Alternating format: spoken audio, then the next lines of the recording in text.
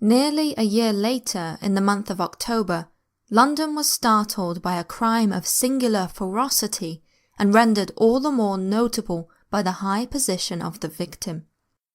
The details were few and startling. A maid-servant living alone in a house not far from the river had gone upstairs to bed about 11. Although a fog rolled over the city in the small hours, the early part of the night was cloudless, and the lane, which the maid's window overlooked, was brilliantly lit by the full moon. It seems she was romantically given, for she sat down upon her box, which stood immediately under the window, and fell into a dream of musing.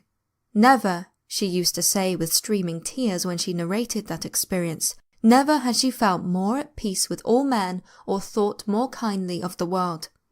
And as she so sat, she became aware of an aged beautiful gentleman with white hair drawing near along the lane, and advancing to meet him, another and very small gentleman, to whom she at first paid less attention. When they had come within speech, which was just under the maid's eyes, the older man bowed and accosted the other with a very pretty manner of politeness. It did not seem as if the subject of his address were of great importance. Indeed, from his pointing, it sometimes appeared as if he were only inquiring his way.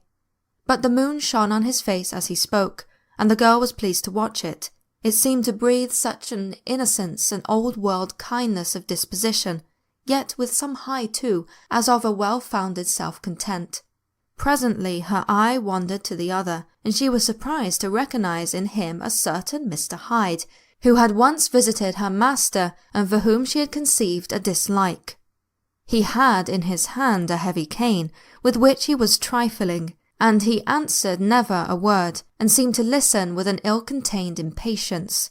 And then, all of a sudden, he broke out in a great flame of anger, stamping with his foot, brandishing the cane, and carrying on, as the maid described it, like a madman. The old gentleman took a step back, with the air of one very much surprised and a trifle hurt, and at that Mr. Hyde broke out of all bounds and clubbed him to the earth.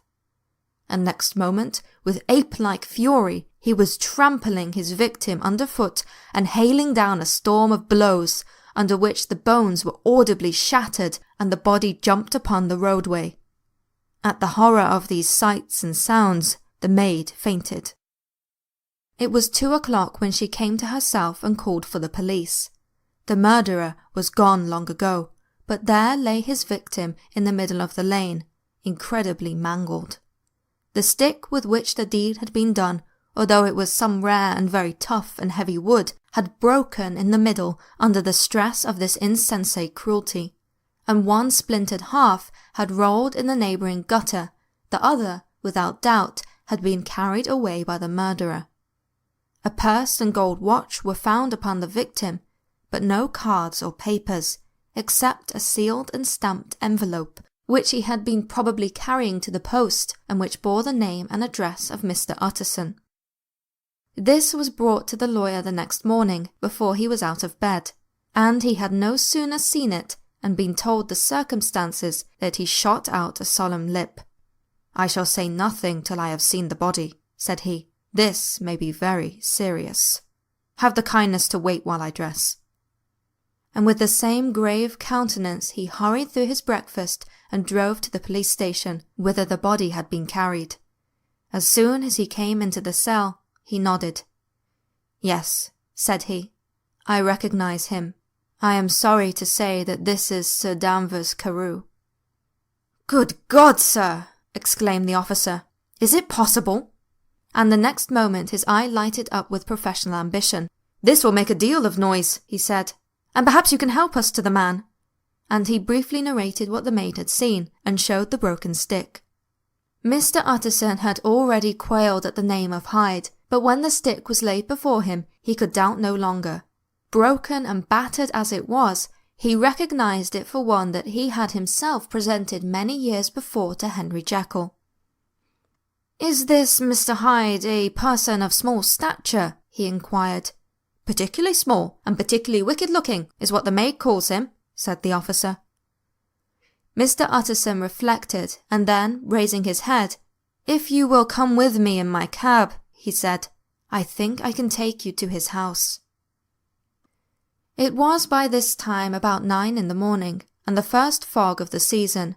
A great chocolate-coloured pall lowered over heaven, but the wind was continually charging and routing these embattled vapours, so that as the cab crawled from street to street, Mr. Utterson beheld a marvellous number of degrees and hues of twilight. For here it would be dark like the back end of evening, and there would be a glow of a rich, lurid brown, like the light of some strange conflagration, and here, for a moment, the fog would be quite broken up, and a haggard shaft of daylight would glance in between the swirling wreaths.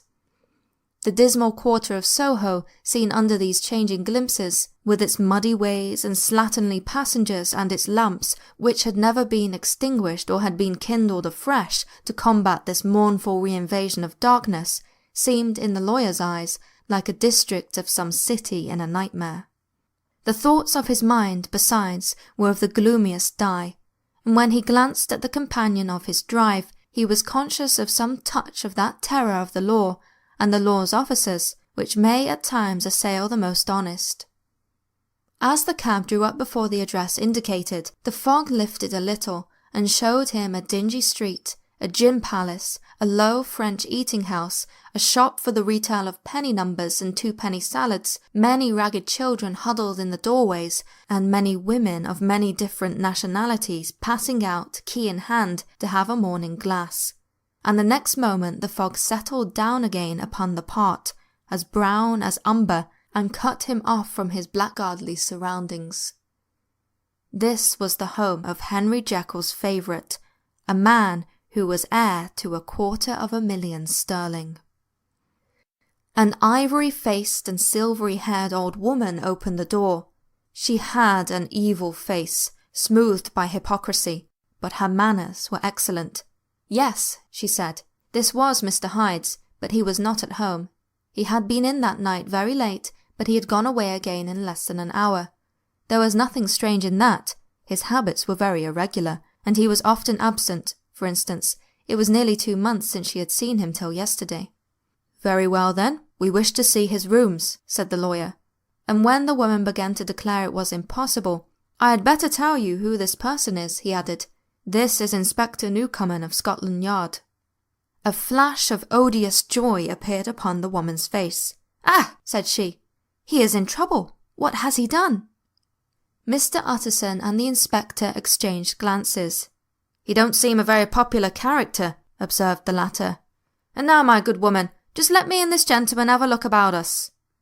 In the whole extent of the house, which but for the old woman remained otherwise empty, Mr. Hyde had only used a couple of rooms, but these were furnished with luxury and good taste. A closet was filled with wine, the plate was of silver, the napery elegant, a good picture hung upon the walls, a gift, as Utterson supposed, from Henry Jekyll, who was much a connoisseur, and the carpets were of many piles and agreeable in colour. At this moment, however, the rooms bore every mark of having been recently and hurriedly ransacked.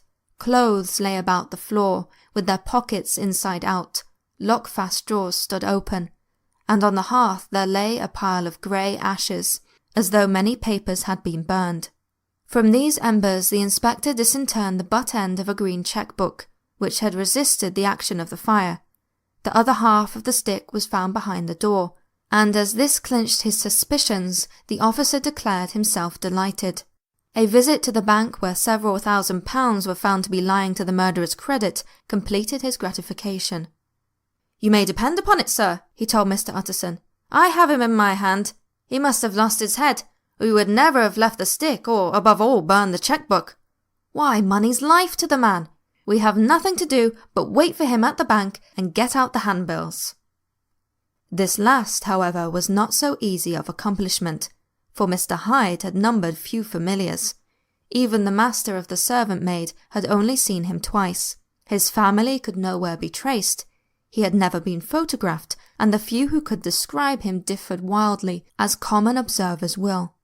Only on one point were they agreed, and that was the haunting sense of unexpressed deformity with which the fugitive impressed his beholders.